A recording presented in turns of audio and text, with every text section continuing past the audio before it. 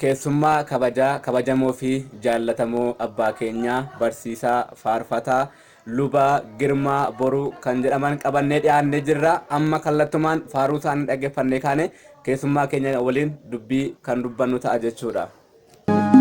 Maal fuudheen dhufaa fuulduraa keetti tolaan hojjennee biyya lafaatti ati naaf kennee laphee qulqulluu fuula kee duraa akkam bubbulu.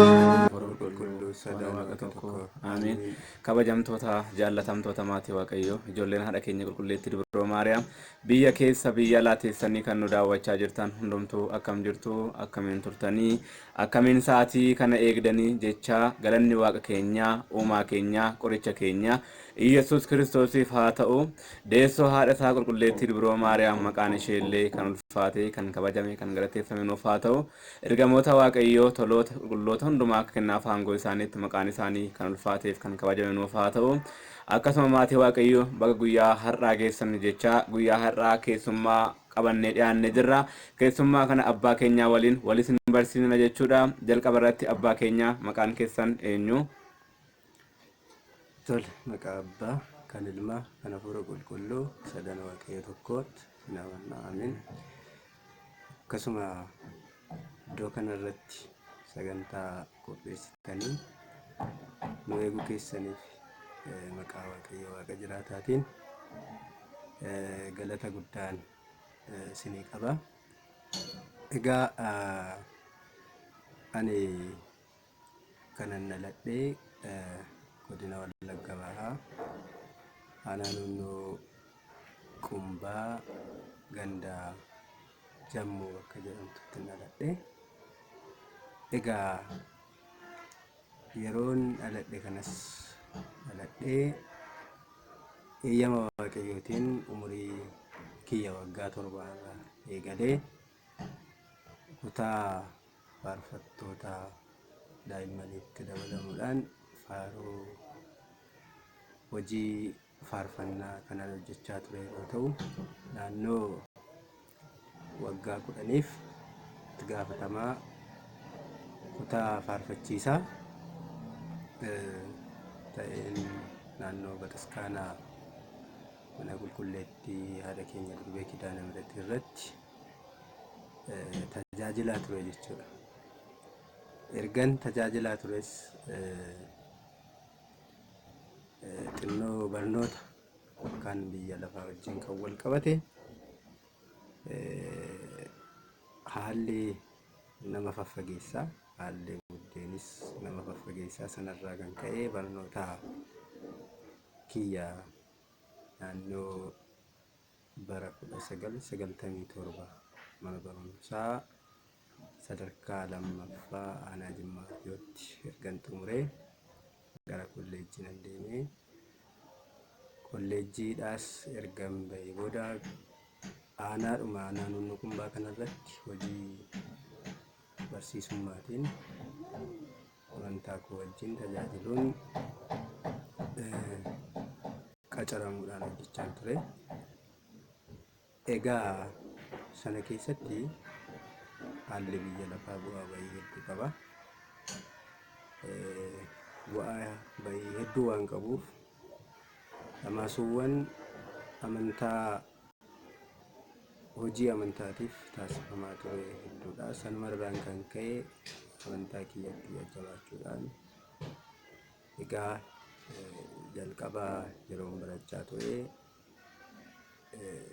aboo gonfoo diqqannaa argadhee ittiin tajaajilaas tureera. Aanaa Jimmaa Arjoo irratti baay'ee tattaaffiif carraaqqii guddaa gochaa tureera. Baadiyyaan magaalaa keessa deemee tajaajila guddaan geggeessaa ture. Ergan barnoota kana xumurees immoo dhalli namaa waa isa barbaachisu hundumaa keessatti jiruuf jireenya hedduuti isaa barbaachisa waan ta'eef gara gaa'ilaatti illee akkaataa manni qulqullummaa keenya eeyyamtuun adeemee manallee dubbadhee jechuudha. Kanarraa dabaluun hojii amantaatiif barbaachisu keessaa faaruuwwan ati naaf kenni laphee qulqulluu kan jedhu qopheessee walaloo isaa kanan barreesse kutaa salgaffaan baradha ayyaadadha bara 1996 yeroo sanaan barreessee akka carraa ta'ee eeyyama waaqayyoo waan ta'eef faaruulee biraas hedduu barreessee jira. Sanatti dabaluudhaan faaruu muraasa sadan tokko itti dabalee guyyaa eeyyama isaa malee waan hin taaneef bara 2014 kana keessa ji'a fulbaanaa gaafa 25 kaka'umsa abbaa keenya Qomoos Abbaa Waldee Baayitaawwii Abbaa Waldee Mikaa'elii fi kaka'umsa faarfataa Diyaaqoon Maraa'ol naa godhaniin akkan faaruu kana dhaqee hojjedhu ta'eera jecha. Tole maatii waaqayyo abbaan keenya kuni luba faarfataa barsiisaadhaas karaa biyya lafaas karaa mana hafuuraas jechuudha. Luba barsiisaa faarfataa Girmaa Boruu jedhamu biyyi dhaloota isaanii godina Wallagga Bahaa aanaa Nunnuqumbaa naannoo keenya kan waliin jirrudha jechuudha. Tajaajila hafuuraa tajaajila guddaa irratti kan argamanidha abbaan keenya kun jechuudha. Kanaaf faaruu isaanii keessaa ati naaf kenni gooftaa laphee qulqulluu kan jedhu yeroo darbe yuutuubii kanarraan kan isin biraan geenyedha. Faaruu baay'ee garaa nama raasudha. Faaruu baay'ee namatti toludha jechuudha. Faaruu isaanii tokko waliin faarfanna jechuudha. Mata duree qofaa ati naaf kenni gooftaa kan jedhu abbaa keenya faana kan faarfannu ta'a jechuudha. Maqaa abbaa kan ilmaa kan hafuura qulqulluu sadan akka tokko amiin. Maal fuudhee nufaa fuuldura keetti tolaan hojjennee biyya lafaatti ati naaf kenni laphee qulqulluu fuula kee duraa akkaan bubbulu. Maal fuudhee nufaa fuuldura keetti tolaan hojjennee biyya lafaatti ati naaf kenni laphee qulqulluu fuula kee duraa akkaan bubbulu. Maatii waaqayyo faaruun isaanii kana bifa ajaa'ibaatiin dhufee kan isin bira ga'ee jirudha jechuudha. Kanaaf maatii waaqayyo jabaa ofii abbaatu jabeeffata jabeeffachuu qabna jechuudha. Faaruun kun faaruu baay'ee ajaa'ibaadha jechuudha. Faaruu kana baruma kana hojjettan mitire? Baruma kana ni hojjedhe bara 2014 kana keessa ji'a fulbaanaa gaafa 25 faaruun kun baay'ee kan namatti toluu fi yaada qalbii namaa kan jijjiiru gaafa ta'u walaloo faaruu kana yeroon barreessetti halkan irriba keessaati kadhannaa kadhadhee rafe akka carraa ta'e irriba keessaati tuffedheedhu waan na dammessee hin beeku yeroo isaatti na dammassee walaloo kana ka'een barreesse. Ergan barreesse dubbisee garuu boo'ichaa fi imimmaan qabachuu hin dandeenye jechuudha. Haala kunis icciitiin jireenya samii fi jireenya biyya lafaa gaafa wal bira qabamee ilaalamu dhalli namaa maal keessa akka jiru yaada garaasaa geddaratee waaqayyoo wajjin jiramu calluma jedheetu dukkanni biyya lafaa kun ifa fakkaatee isa fudhatee bada kan jedhu sammuu koo keessatti kana keessatti qooda maaliin qabaane fuula waaqa dura ga'ee maaliin qaba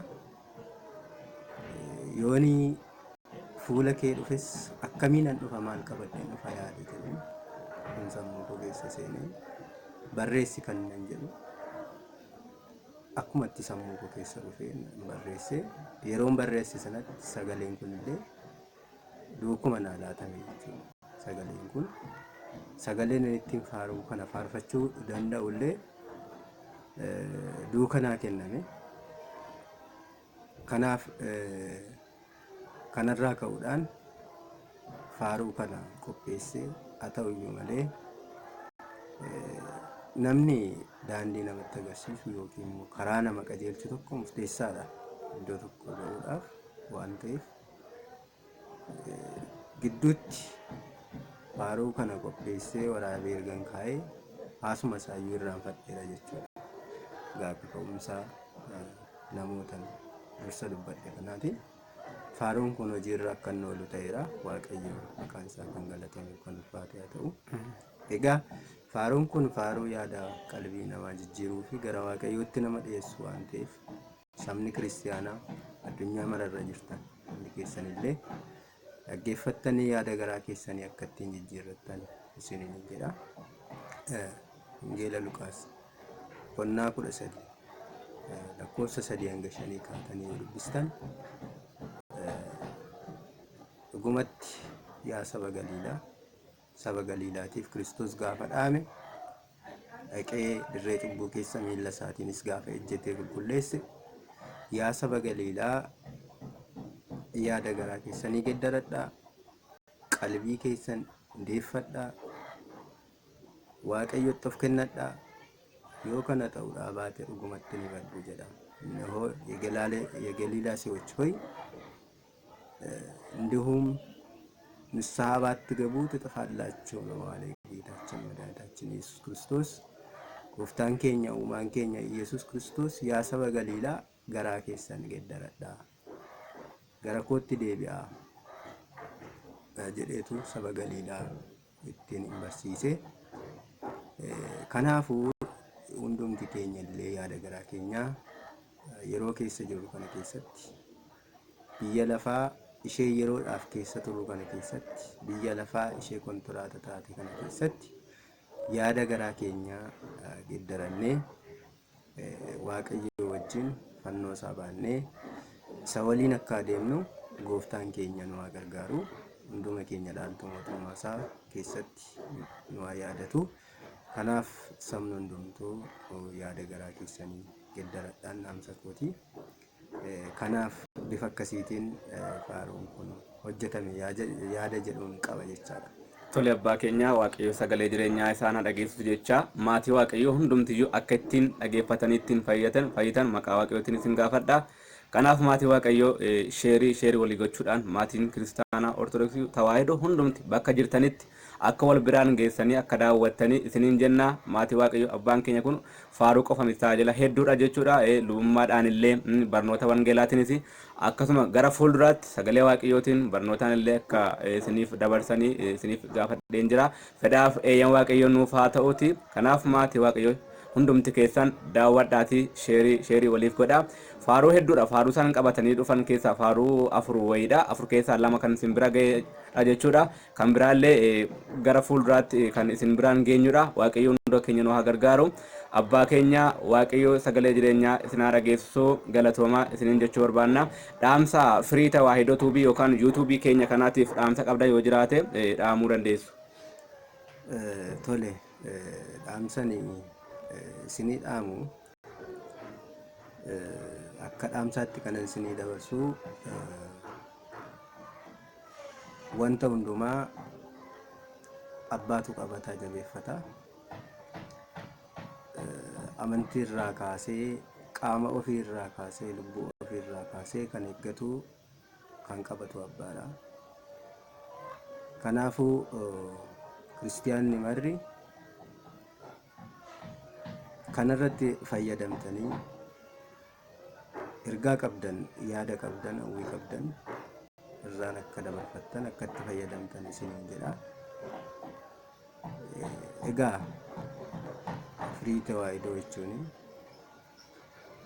akkuma maqaa isaa irraa mul'atu manni keenya manni ortodoksii tawaahidoo bal'aadha. Tawaahidoo jechuun wal makiinsa. Sagaleen dura kan hin turre, sagaleen qaamni dura hin turre ta'ee sagaleen jireenyaa sagaleen fayyinaa kan sagaleen dura ture sun qaama foonii wajjin wal make wal arge wal tawaahade jechuudha. Tawaahidoo jechuun kanaafuu amantaa tawaahidoo amantaa qulqulleettii amantaa raajota duraanii amantaa abboota duraanii amantaa wareegamtoota kana qabannee itti akka jabaannuu fi isinis warri firii tawaahidoo yuutuubii keessan nu jajjabeessitanii fuula duratti kallattii fuula duraa keessatti hojii gaarii hundumaa amantaa keenya keessatti kan ittiin darbu qaamni kamiyyuu akka itti fayyadamu eeyyama Waaqayyoo nuuf haa ta'u. Nu jajjabaadhaa, galatoomaa, jiraadhaa isiniin jedha, ulfaadhaa isiniin jedha. Tole galatoomaa abbaa keenya Waaqayyoo sagalee jireenyaa isin haa dhageessu jecha firii tawaahidoo tuubitiif dhaamsa hedduu dhaamanii jiru. Maatii Waaqayyoo hundumti keessan kan dhageessan kana hundumaa hojiitti jirtanii akka nu cina dhaabbattan maqaa Waaqayyootiin isin gaafanna. Waaqa kakaasee jalqabsiisee nu xumursiiseef galanni isaaf haa ta'u. Deessoo haadha isaa Dubroo Maariyaam ergamoota Waaqaa toloota qulqulloota hundumaa kennaaf aangoo isaaniitti maqaan isaanillee kan ulfaateef kan kabajamuuf haa ta'u. Abbaa keenya isinillee galatoomaa isin galateeffachuu barbaanna. Waaqayyo isin haa eebbisu.